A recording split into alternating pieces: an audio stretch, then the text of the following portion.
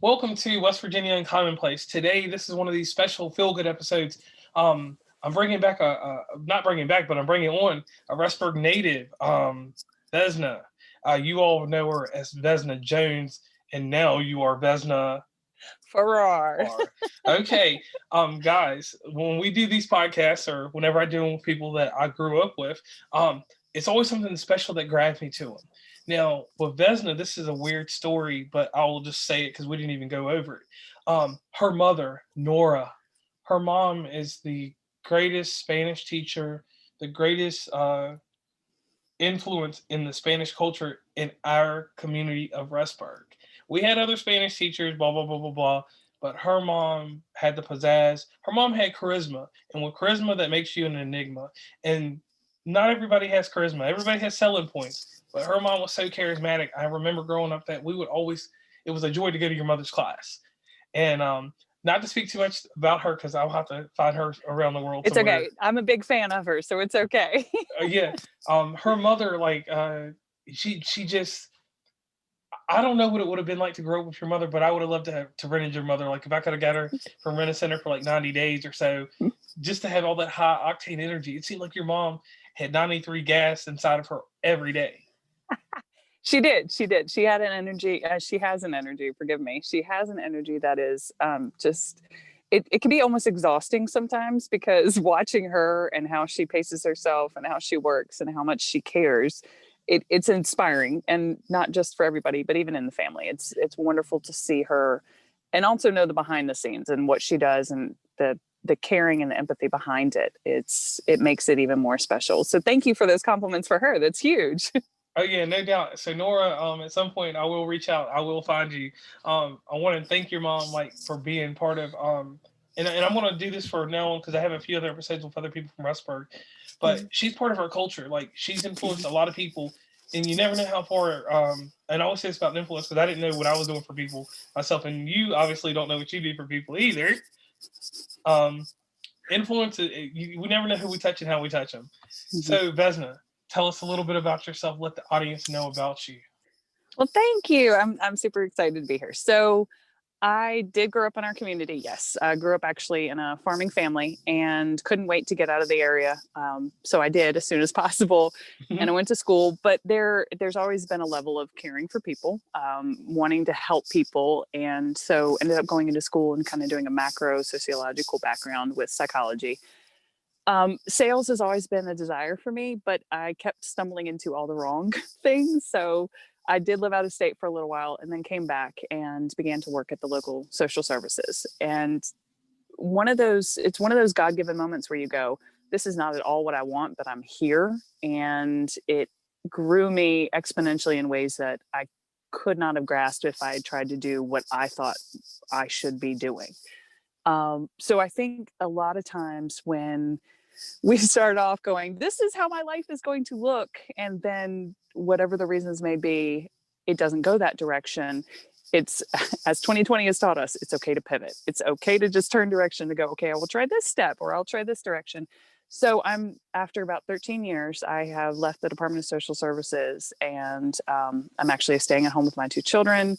My husband also had a career shift after 17 years in engineering. And so I'm now farming and doing, I actually own my own business and I work for myself so that I can kind of have a nice balance of chaos and structure after 13 years of being under a government, a government entity. So it has been one of the most challenging and one of the most exciting years of my life. I can't say that I've loved every second of it, but I think that's just life. You're not supposed to love every second. But Okay. at the same time, that feeling of, wow, this is where I'm actually called to be has been much more prominent. And I'm thankful I'm hitting it now in my mid 30s and can see where it goes from there. Okay, so I'm gonna just dive right in. I've been doing this whole. Do you remember the TV show 2020? Yeah, yeah, All right, yeah. so you had Diane Sawyer, you had Hmm. Barbara Walters, you had John Stossel. John Stossel did a little comedic thing. I don't do the comedic thing. Stand up is only on Saturday nights. So let me go into the hard hitting question here, like Hmm. before we go any further. Hmm. What motivated you this year to change everything around? Not saying COVID, but there's always minor little things here or there. What Mhm. motivated you to just go full circle and turn things into the line of work you're doing now? So, full disclosure, I had hit a point of my job where I was burnout, but I didn't want to admit it. And the negativity I was bringing was counterintuitive to who I actually am. So, I'm an annoyingly positive. I gained that from my mom. One of those annoyingly positive people that I really do see the positivity, but I have a nice streak of sarcasm to keep it relaxed. Okay. Um, and what was happening was that sarcasm was coming out and everything was tinged negatively, and instead of being challenged and feeling like I was actually contributing, I felt like I was spinning my wheels and not actually growing. And when I don't feel like I'm growing, and I think this is true for many people that I've worked with, if I don't feel like I'm growing, I feel like there's something innately wrong with me, and I begin to kind of just focus inward.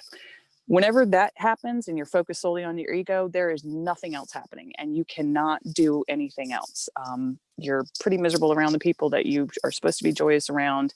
You stop finding the happiness. And I knew all those things. I'd studied all those things, but it took me too long to figure it out myself. So I decided that instead of continuing to just be safe and stay negative and be secure, that at the time, my husband was actually out of state, and he was out of state for a solid 6 months, and we couldn't see him and could barely talk to him. And so I needed to be home for my kids. So I kind of used COVID like, I kind of need to be around home.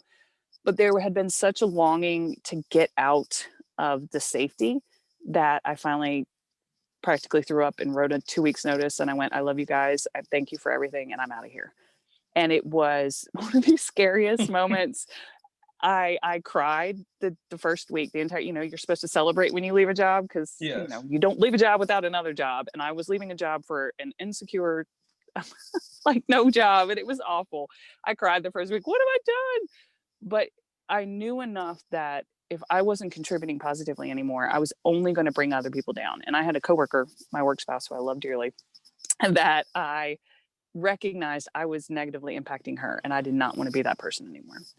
So it all kind of just came to head in May of this year. And I went, fine, I'll come home. We do have a family farm. We do have, there's been part of the family that's been taking care of it, but people are aging.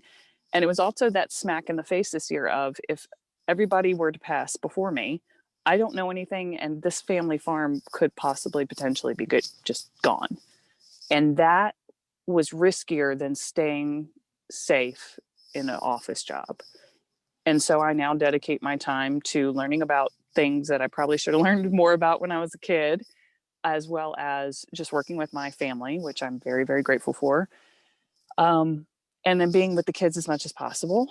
They do go to school now, but that sense of if I had to look at, and this is something I ask myself a lot, if I'm laying on my Okay. deathbed and God willing, I have my brain and I go, am I happy? What did I contribute in life? Who have I helped in life? And did I leave a legacy that my family will be proud of? And if those three things, if I can sit here and say the choice that I'm about to make is not going to lead to one of those things, then I'm not making a very good choice, am I? And that has been driving me. I heard that one day during some development thing, and I just thought, that is it. That is it. That is how I'm going to have to live.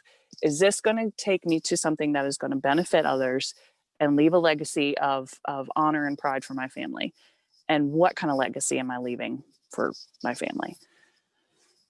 So I'm not sure if I really answered it. Yeah. So like what So, I got from this, and I'll pass this along yeah. to the viewers too.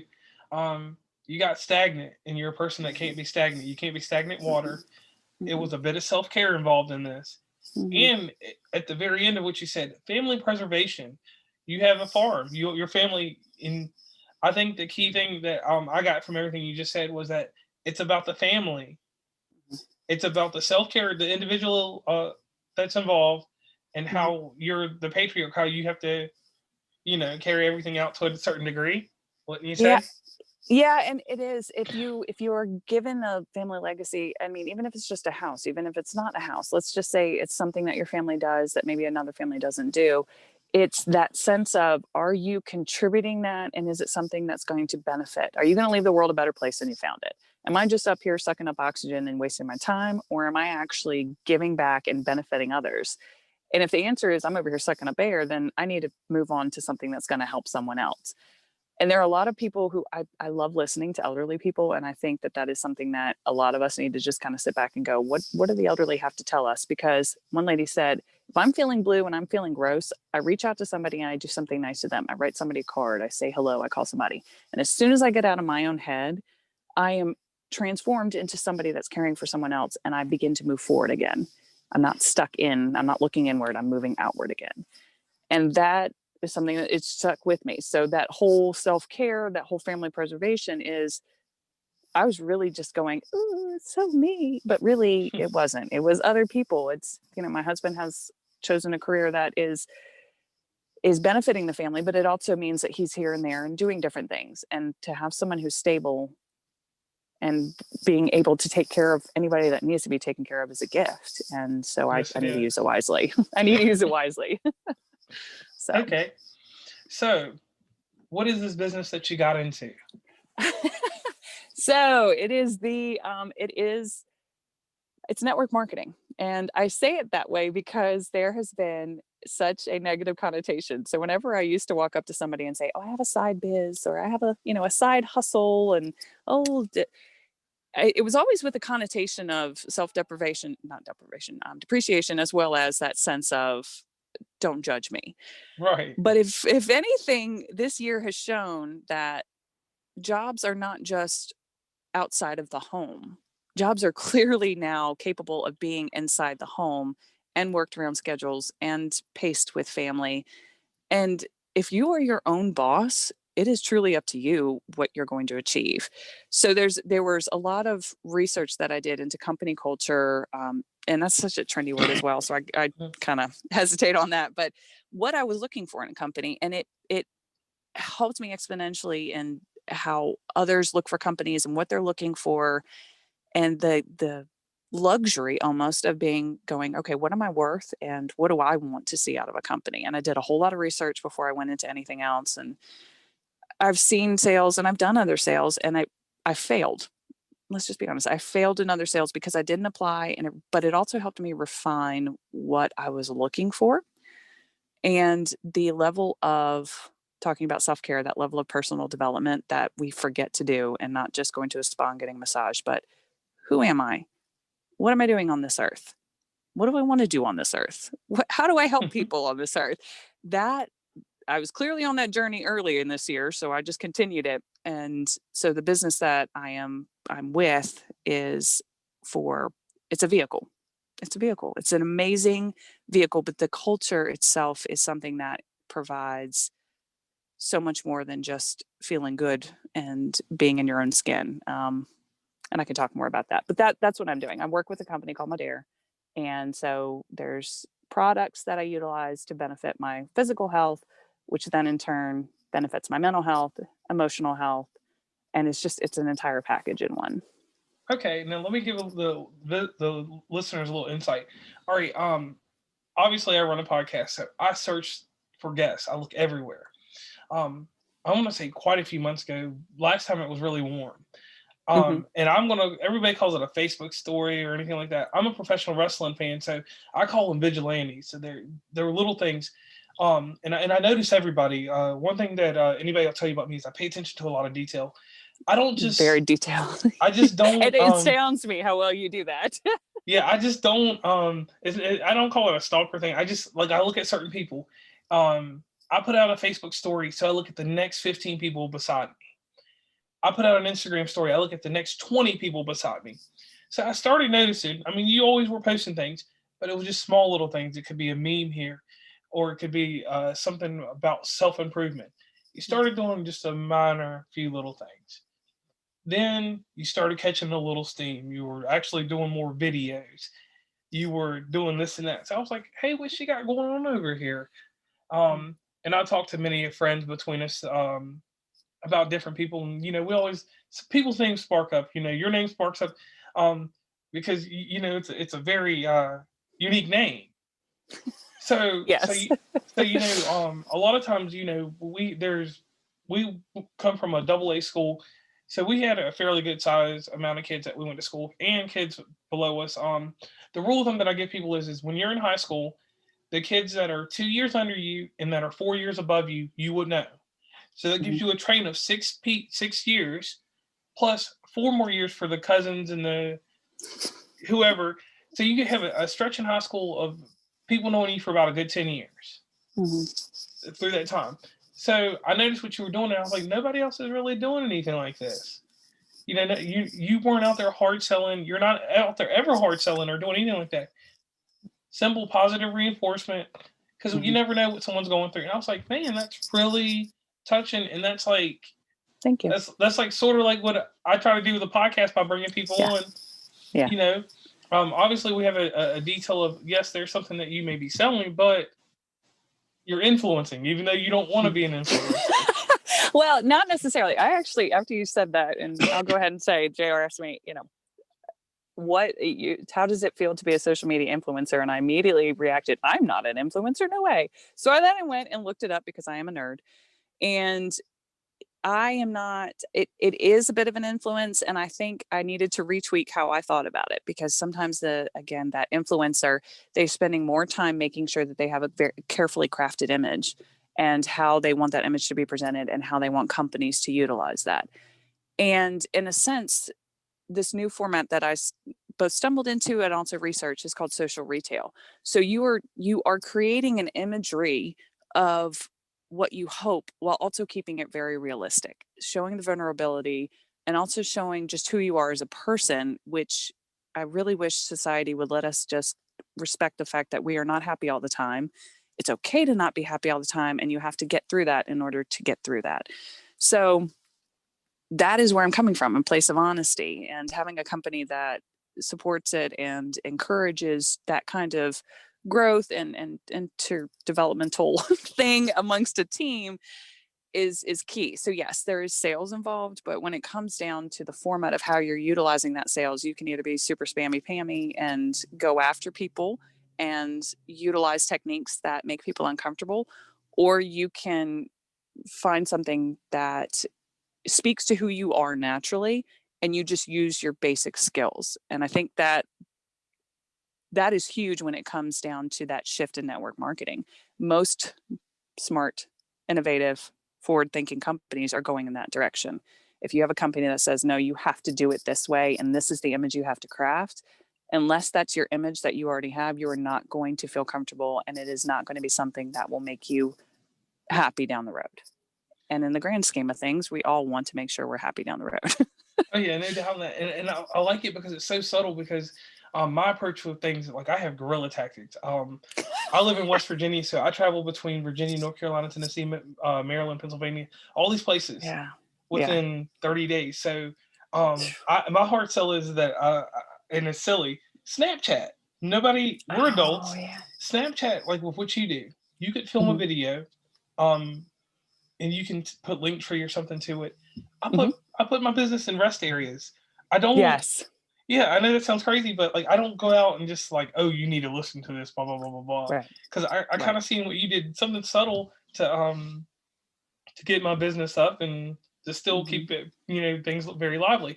So let me ask you this: your company that you work for, Mhm. what is their first motto? If someone wants to get in there, wants to get started with your company, what is the very beginning tool that they give you to get you to not think so much into their mode, because you're being an individual in everything you're doing, but Mhm. how do they get you to come to them over someone else? That's a better way to say it. Team culture. Um, so I didn't, and one thing I have to say, I love to work, and it was a big mental difficulty, big mental hurdle. And not everybody feels this way, but I don't sit still very well. And so going home and being with the children, it was wonderful. Going home and farming, that's a lot of physical things, was great. But there was still a side of me that felt not being used, which is why I went back into sales and looked around and thought, okay, this is something that's interests me, but I can do it on my time.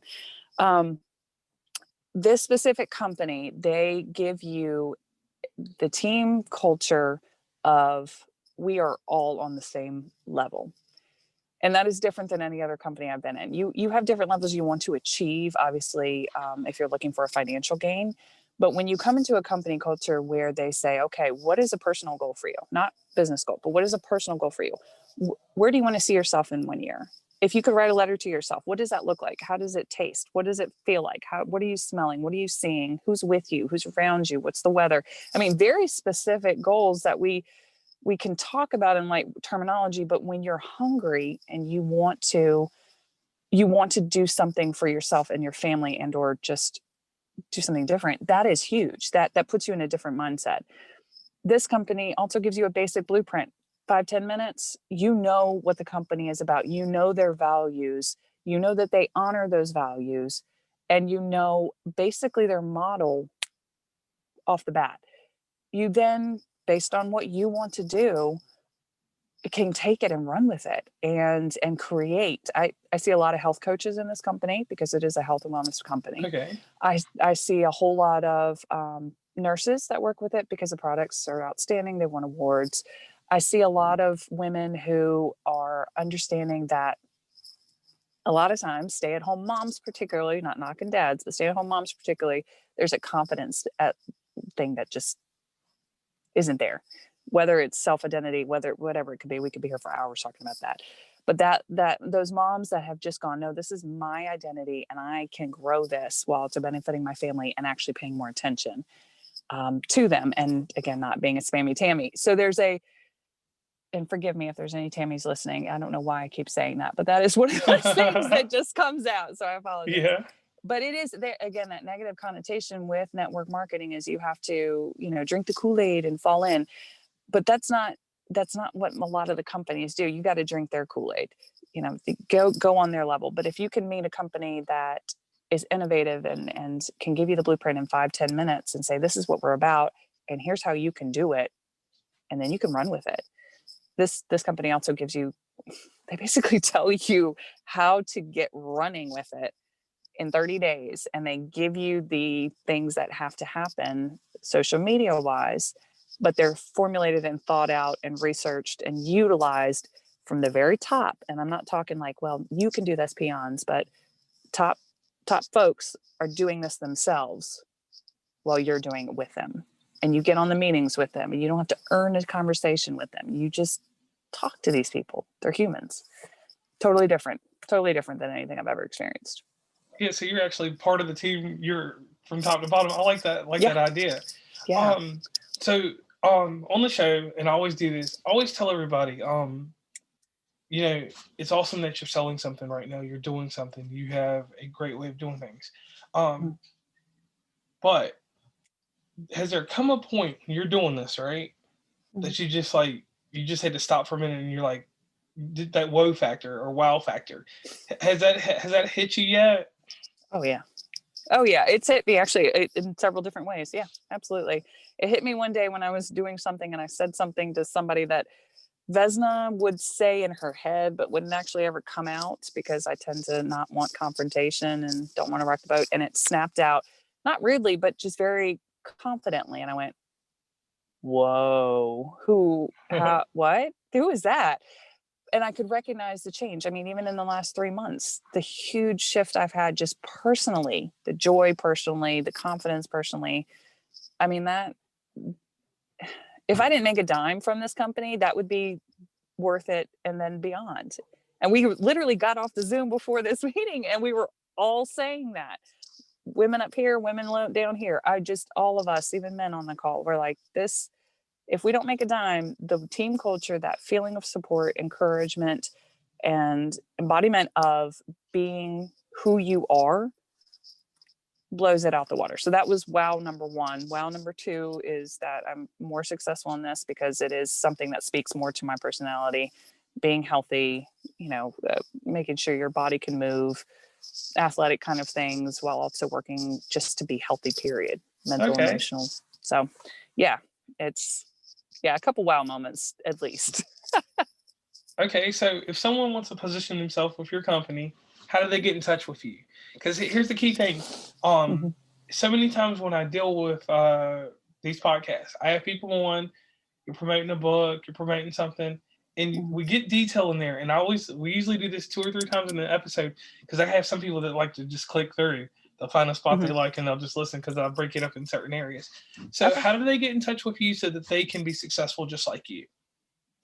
They reach out directly to me and we can talk about both the company. I have a website that is directly related to the company, but getting in and having a conversation with me about your goals, whatever they may be, whether it's just physical health goals, financial goals, personal goals, whatever, that will help me tell you whether or not this is going to be a good fit, because it's not going to be something that it it's not going to be something that we want to say this is absolutely for you, when in reality you weren't looking for this. So having a conversation with me, getting into a conversation with other people in the company, just to talk about what you hope to see, then we can begin the process of, is this going to be something that's going to suit you?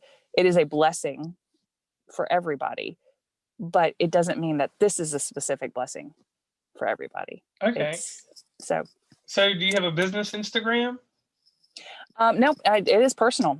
So my personal profile is, yeah, I did not do a business Instagram because again, it's that sense of reality. Right, because Um, you're not trying to brick and mortar what you're doing. no, no, and it was actually recommended not to, and I hadn't. Um, I have other business avenues that I'm working on, but that is for me, getting in touch with me on Instagram, getting in touch with me on Facebook, sending a friend request while also sending a message. When people do friend requests, I send them, hey, thanks for the friend request. Tell me how I know you. Let's be friends in real life, because it is not just let me be a pretty picture of what life might be like. It is, who are you and how can I add value in your life and what can we do together? Right, and I like that y'all are breaking the taboo of this perceived social media. Because I tell you a funny Mhm. joke. And just in my line of work, I have to be very careful what I post. Mhm. So I treat Facebook like it's Walmart. I treat Instagram about like it's Target, because Target. Not everybody's going inside Target. We Right. have a second store in this portion of where I live called Myers, and Mhm. Myers is Walmart and Target at the same time. Hmm. So I have certain people that are on that level with me, and I hate to put Yeah. tiers like that, but I do Yep. that for the simple. And you don't do that. You're flat. But the reason Well, that it's a mixture, because there are certain people on Instagram that you can appeal to differently than you can on Facebook. And it's just watching your audience. It's nothing really like molding yourself differently. Because it is level across the board. I post across the board, but if it doesn't suit on Instagram, I'm not going to put it on Facebook. okay, So I got what you're saying, but it is it. So I'll again, sarcastic streak. There are certain memes that come up that I'm like, oh, I really want to post this, but it's because it's funny to me in that moment. But looking back, it could be offensive to someone else. It could be something that would make someone else feel like second guessing themselves, and I'm not here for that. So even if for a moment it might be funny, 2 days from now I might go, that really wasn't that funny, and I was in a really interesting mood. And so that awareness of, no, I'm not molding my life, but I am making sure that it is as open as I want it to be. There are things, yeah. Does that make sense? yeah, Does that make sense? that does make sense, because like I say, like with my adult content, like I do an episode once a month that is adult content. I throw that on Saturdays at Mhm. night. It doesn't matter if you listen during the day. But anything that I have that's that type of humor, that's what I have Snapchat for in this day and age. My private little 18 or 20 people that I deal with on that level, if it's a funny joke, we pass it there. If it gets out of Yeah, there, yeah. and I understand it too. Like, so here's my Diane Sawyer question. Oh. With the job that you do, what is your new motto in life? What was your motto before this? And what is the motto that you would pass along to Vesna Jr. if there was a Vesna Jr.? Poor thing. Okay. I never honestly had a set motto. I do think I go back to leave the world better than you found it. That's kind of been where I was before, but varying in how I did that. It was in small ways, it was in this way, it was in that way, but I never felt like there was a calling way. I mean, I worked in social services, so a lot of it was, how can I help people that are coming in my specific job function and benefit them. Now that I'm not in that sense of how can I leave the world better than I found it, I have to try a lot harder. It's not only for me, it's agriculturally. how can I take care of this land? How can I leave it better than I found it? But it's also everybody that I come in contact with. Can I benefit them in some form or fashion? Can I add value to their life?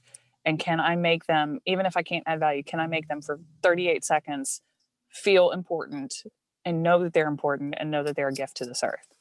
And if the answer, if it checks those boxes, then I move forward. If it doesn't, then I reevaluate why it's coming up for me and in what way I need to toss over it. And it's cooled me down a little bit. I've had to slow down a lot more than I expected, just so I can really evaluate, is this going to benefit someone somewhere along the way? And if I could pass this down, sorry. So it's basically kind of like you don't waste your time.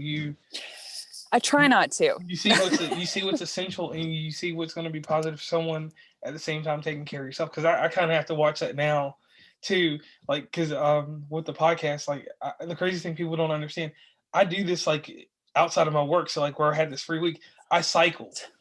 It's a lot of work. Yeah, I backgrounds of podcasts. I had no clue until recently. Yeah, like because even for you, and I'll give this story. I've been after you probably since I want to say in September. Oh my. Yeah, just we've talked back and forth, but you have so much going on. Yeah. You have to get in where you fit in. Yeah. So with everything that's going on with you, right? In your job, what is the greatest part of your job today? Because we talked about a lot of things, but when I say the greatest part, like what at the end of the day, like when you sit down and it's Vesna 30, which is your time for yourself, what is the greatest satisfaction you get out of your job? Because we always have different parts that entail that we feel good about this and that. Like I can say, I love doing the podcast because it gives people an outlet to empower others. But my real benefit is I like doing these podcasts because I reconnect with people and people that I didn't know we're connected by other people. Yeah. I'm like, wow, this person could have been my friend 20 years ago. Right. That's right. Yes, actually, we just had that conversation, and I think I'm more in line with you. It's the connecting, it's the making a honest and unique connection with another human. It's so easy, especially in this kind of environment we're in right now, where it's stay 6 feet away, stay wherever. That human connection, that is a basic life function that we as humans need. We need to feel connected to another human. And being at home and working with cows, they're great. They're wonderful. Or working on the land, they're wonderful. But that human connection, and at the end of the day, when I'm sitting and, if I'm like, I feel accomplished today, it is that connecting with another human and feeling like I left them happier, feeling value, feeling better, whatever the thought may be, feeling healthier than I found them in that day. And they gave me a gift of their attention and time. And time is the biggest gift now. And so if they gave me that little bit of their time, then for me that's what makes me feel empowered, that I've been able to connect with someone during the day. Okay, I like that answer because that is what we're looking for, that connection there. Because, like you said, things get just everything in the world is misconstrued. 2020 for some people has been very bad. 2020 for me, where I travel a lot, it has been a blessing in disguise because there's not that many people out in the world right now. And I tell people this, a lot of people don't really think about this. Like I say, just bordering states of you to me and across, like this has been the time that Zoom has become the greatest. Like it's the new grandma. It's the glue, in families now. So I find that to be rather interesting. So back to everything that's going on with you. The audience is focused now because this is around the time that they're getting to where they're either going to jump off the podcast or keep staying with it. What else is going on inside your job? How is the product able to motivate and to stimulate? Give us all that right there. I want you to give us the best Vesna that you can right now. So go ahead. All right. So let me tell you, I shared a little bit at the beginning where I was 12 years into that career you're supposed to stay in, that 40 hours a week, 40 years of your life, 40, that whole so-called goal that most of us think of when we're little kids and we're encouraged to do, which is a very difficult reality now. Miserable. Absolutely hated it. Did not like myself. I was an utter disaster of a parent, and it was just blech. I left. I took a huge, scary leap. I have then since found a company that encourages personal development and encourages you to be healthy on all aspects. That has opened up both my mental awareness as well as that emotional giving that kind of got bottled up when it was burnout. Our products, because they kind of run the gamut of both. So we have collagen, we have health supplements. The collagen for me was a big thing. I'm a runner and I was having some knee issues, and every time I ran I was just miserable with my knee, and I was doing everything they were telling me to do, and I started taking this collagen. I'd been taking powder collagen before I started taking this. I didn't have knee pain, and that was it. That was it. That was all I needed. The vitamins, the supplements, they're beneficial. My body is moving better. I have more injuries because anyways, but I'm feeling the effects of taking care of myself physically. And this whole year shows you that if you can take care of yourself physically, it then means that you have less time to focus on how you feel or what's hurting or what thing is going wrong or what body part's not working properly, so that you can then focus on the people who are in front of you, either whether they be your children, whether they be your grandparents, whether they be your parents, whether they be the sick couple down the street. Now you are healthy enough that you can focus outward, and that then helps your mental health because you're not focused on you, which then helps your emotional health because you're not focused on you, because then it can help your spiritual health. That trickle effect, that overarching health, just because you decided to take a little bit of collagen to help that sore knee, blows my mind. So when I see women, I had a mom talk to me and she said, I just don't want to be that fat mom running after my kid. And I cried because I knew that feeling of, I don't want to be that slow person worried about how I look and just having fun with my kid. It's about how you can benefit someone. How can I leave this world a better place? Well, I can help this mom feel better by taking care of herself. And now she physically feels better. So now she's not worried about what she looks like. So she can go run after her kid. So now she can go enjoy her life. That's huge. It's not just a bottle of pills. It's not, your daily vitamin. It's not collagen. It is about living your life and fully embracing your life and fully being personally developed to share your gift with everybody else. We need our gifts now more than ever. And I will preach that till I can't anymore. Share your gift. Do not be afraid of it. We need it. We need it in this world. Okay, I like that. And once again, like I said, what I like about your approach, and even you're doing it in this interview, you didn't come out here and you didn't try to hard sell. You came with a nice story, and like that positive reinforcement to that mother. Mm. Not everybody, and that's one thing that I always try to talk about. Like, not a lot of people understand that it's not necessarily self isolation. It's once you become a parent, your circle gets really really small, Mm-hmm. and Yeah. parents could, that mother could just be alone, even Mm-hmm. though there's 100 people around her. Being alone Bingo. is the worst thing than being lonely. And Mm-hmm. like with what you said, I could kind of feel or sense there that you're taking some of that away from her in that self esteem, Yeah. building that We're up, not. Yeah. because not Well, we're everybody not builds up. alone. Yeah. And we forget. It's easy to forget in this culture right now because it is a lot of me oriented. Good grief, English. Me oriented focus. And that's why I say personal development and self-care very gingerly, because it is that. But in reality, it's so that you're not totally focused on you anymore. It's so that you can look elsewhere and be connected with people and feel like you're part of something And instead for that of mother to inspire her children to do more, and then her bingo. children to the network.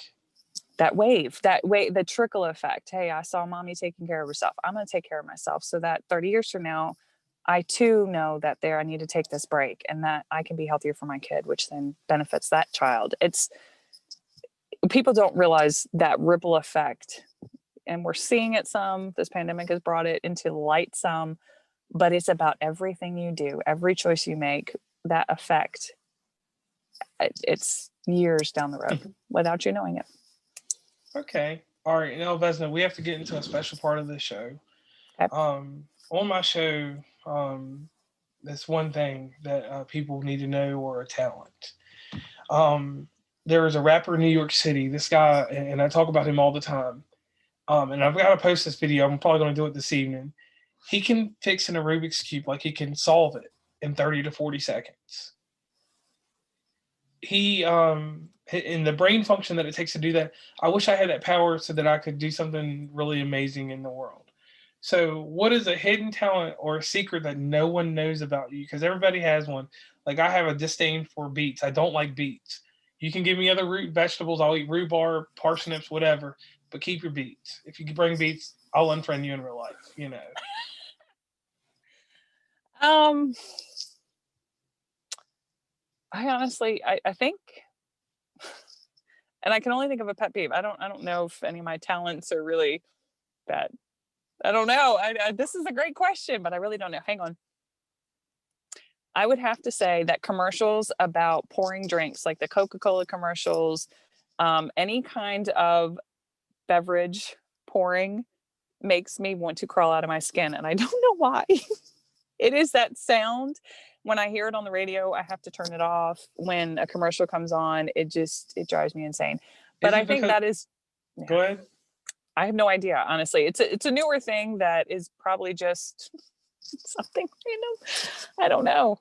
You caught me Is off it guard. I don't have a it good answer for you. well, let me ask you, is it because that sound is not the real sound in real life? Because nobody's can just opens all nicely like that with that extra little sound.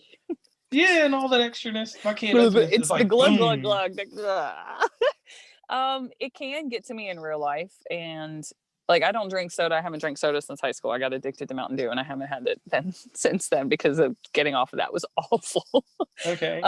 So I'll have a can here and there, but it's that pouring sound from a can or a bottle into a cup. I don't know. That I think that's just a very strange thing that plucks my odd nerve, but that's really it. I mean, I worked with motorcycles. I have an unhealthy obsession with motorcycles. Um, and one day I will own one after my Okay. kids are grown. Okay. But I like I that. think they're one of the most amazing things on this planet. And there's a sense of freedom with motorcycles that just puts me extremely calm.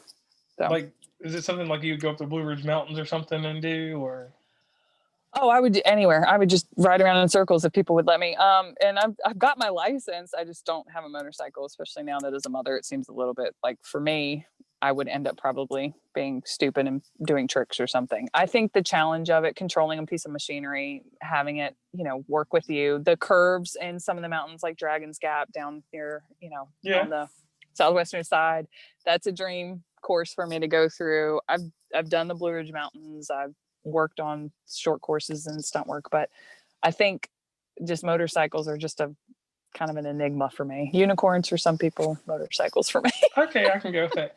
And Yeah. once again, I want to thank you so much for being on West Virginia and Commonplace. Thank you. Thank you for having me. This has been fun. Yeah, I know that you were probably a little nervous at first, but you're a natural. The one question I always ask people, and I've got to ask you, and Okay. people don't know that we're talking on Zoom, so you can see me. I'm just sitting in the Yeah. house with a weird wall behind me. Um, uh, what's stopping you from having your own podcast? You have a positive vibe. You have all this great stuff going for you. What is stopping you? Because it only takes 20 minutes out of your day if you want one singular episode, or really 3 hours out of your whole week to edit, do all that stuff. What's stopping you? I think that I enjoy listening to so many other experts that up until recently, I did not feel like I was really an expert in anything. So for me, adding that onto my plate while I'm totally shifting life would probably mean it would fall to the wayside. So I know the time that I would want to devote to it by cultivating an audience, by cultivating people to come on. I currently need to use that time for family, my business, as well as farming. And I have learned enough about myself that I am absolutely, let me go for it. Give me all the cool ideas. But in reality, if I can't give it 100%, I don't want to start it until I know that I can begin that process and actually do it. And it's neat to come on here and chat and see who you look for and how you approach it, and watch other people how they approach their personal podcasts, as well as listening on my own level. And I'm new to the podcast game. I actually don't listen to podcasts hardly at all up until starting more recently so that I can see what all the fuss is about. Yeah, and I'll be 100% honest with you, and this is one thing I've never said on any episode. I listen to other people's podcasts, and obviously I listen to this because I edit it or Yeah. whatever I do with it. But I personally don't sit down every day and listen to a podcast. But what I found is there are people, and we've talked about the different sections, but I'm going to talk about office people for just 2 seconds. People that work inside an office, they get a break, and because the TV app Quibi, which was like a 10-minute Yeah. show, uh, is getting, I don't know what happened. Something happened and it failed. Oh, People have that 15 minutes, and people don't use their 15 minutes to always scroll Facebook. right. They're listening to something. They're outside walking around for that 15 minutes around that building, be it the Mhm. Chrysler building or whatever, just going down all those stairs and going back. Well, maybe not going back up, but catching that elevator. So it's always weird times that they listen. It's not the time that I would listen, because I'd be like, in the olden time, gather everybody around the fire. Let's listen to a podcast on Alexa. You know, Right, right. Right. So yeah, it's a different thing, and to me, it just feels like it's a radio station. It feels like I'm from Callers Mountain, so, or Hmm. Liberty Mountain as they call it. So it would just be like me being on top of Callers Mountain, having this show and Yeah. having someone come on once in a while. So once again, I want to thank you. And one thing that Oh, I would like to do, because I consider this one of my better episodes. Probably oh, going to be one cool. of the Thank best you. ones. You and a friend of mine, Amy Banton. I'm sorry, Amy. I got your name mixed up. I'm sorry. Y'all have this aura about you, and you got to keep that in the world. Pass that along to people, because not Thank everybody you. has that. And once again, I'm going to say, you got the charisma of your mother. That makes you an Thank you. enigma. Charismatic enigma. You have to be careful with that, because it's contagious sometimes, and sometimes it's not. But Yeah. if you can pass it along to your children, to your husband, you probably already passed it on to all of them. But if y'all just keep that flow going, Thank you. that makes the world better. So once again, I Thank want you. to thank you for being on West Virginia Commonplace. Thank you for doing this. Thank you for I having need me. you to do me one quick favor before we get off. Give a shout out to everybody that has been involved, that's built up Vesna, that's made the whole transformation with you and Yes. for you. Yes. So Oh, so obviously my husband, children, I mean, they shape my humor daily. My husband challenges me in good ways to be a better version of myself. And then my parents, who support me and who just believe in me wholeheartedly. The friends that stand beside me and love me, even when I tend to not be consistently chatting, as well as the friends that I have stepped away from, the ones that I've hurt. They taught me more than I can express, and I thank them for that. And the ones that have hurt me, the stupid mistakes, is maybe I call them, but the people that I had hoped to benefit their lives, and in reality, maybe I didn't. They're the ones that I have taken and grown from, and I use those failures to continue moving forward. And so I feel, just anybody that can comes across my way, thank you for sharing your positivity, your light, even if it's negativity. Thank you for sharing, because inevitably everybody teaches me something. But that core group, my parents, my best friends, my husband and family, they okay, keep me so going. so the key thing I got from there is learn me or be a lesson to me, right? I tried to, it took a long time, but yes, I tried to, everybody that I may have hurt, because let's be real, we've all hurt somebody. I Yes. tried to forgive myself, but then also recognize what I did and why I did it and how I could do better. And so everybody has taught me something somewhere along the way, and so I'm thankful for that. I'm thankful that Okay. God gave me that. Okay, awesome. And Yeah. all of the audience, we want to thank Vesna once again for being on West Virginia and Commonplace. And I guess we're going to sign off. Awesome. Thank you.